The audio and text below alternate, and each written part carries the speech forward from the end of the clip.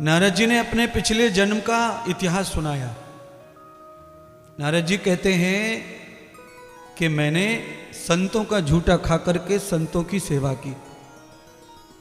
मेरी माँ गरीब थी, विधवा हो गई थी, मैं बच्चा था, मेरी माँ को कोई जगह नहीं थी खाने पीने रहने की, तो संतों की रोटी पकाती थी, कपड़े धोती थी, बर्तन करती थी, खाना खाती थी, मुझे भी मिलता था। एक दिन माँ खत्म हो गई, मैं अनाथ हो गया, तो अब क्या करें, तो संतों ने दया करके मुझे अपने पास रखा। जो मेरी माँ करती थी वही मैं करने लग गया, संतों की सेवा करता, खाना बनाता, खाना खिलाता, झूठा धोता। उनके सेवा और झूठे खाने से ही मुझे ये प्रताप मिला कि मुझे ब्रह्मा का बेटा बनने का अवसर मिला। मैं ब्रह्मा का पुत्र बनकर पैदा हुआ। यद ब्रह्मचेष्टम यद पुत्र मेधाम,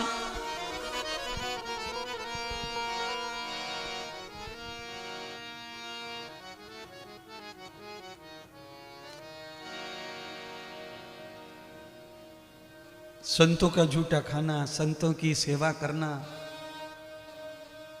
उनकी छत्र छाया में बैठना सोना, उसका प्रताप बनता है, उससे ताकत बनती है, ऊर्जा बनती है।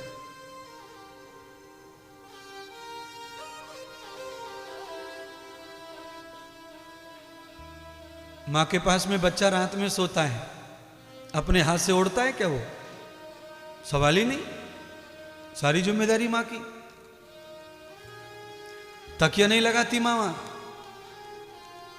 उसे अपने बाहों पे सुलाती है और खुद तकिया पे सिर रखती है। बच्चे को अपनी बाहों पर सुला लेती है, आंचल में ही छुपा के सुला लेती है। और बच्चा जब मां के आंचल में सो जाता है तो खो जाता है दुनिया में। यह है संत की बगल में रहने का फल, शयन करने का फल। यदम पुरुषम यथ मूल व्याप्तम। पर समाज में दोष इतने हैं, उसको उस तरह अब हम नहीं कर सकते। कोई बच्चा कम उम्र का है तो सुला सकते हैं, आंचल दे सकते हैं। बराबर के व्यक्ति को बड़ा कठिन है सुलाना और ये सब करना। चाहे जितना भी पवित्र भाव हो, पर ये दुनिया की दृष्टि, चिंतन, विचार, अर्थ बड़े अलग अलग हैं। नारद जी तो कम उम्र वाले बालक थे ना, इसलिए संतों के पास ही तो सोते थे। अभी भी आप अखाड़े में चले जाइए, बहुत सारे छोटे छोटे बच्चे हैं, बाल संत बने हुए हैं, 10 साल के, 11 साल के। अखाड़ों में बहुत सारे बच्चे रहते हैं, वो संतों के साथ ही सोते बैठते हैं। कहने का अर्थ यह है कि हमें लालचंद, हुक्मचंद, फलाने चंद, पप्पू, गुड्डू इनका बच्चा नहीं बनना है, तो संतों की सेवा करो, ब्रह्मा के पुत्र बन के पैदा होके आओगे। यद ब्रह्मचेष्टाम कद पुत्र मूलम।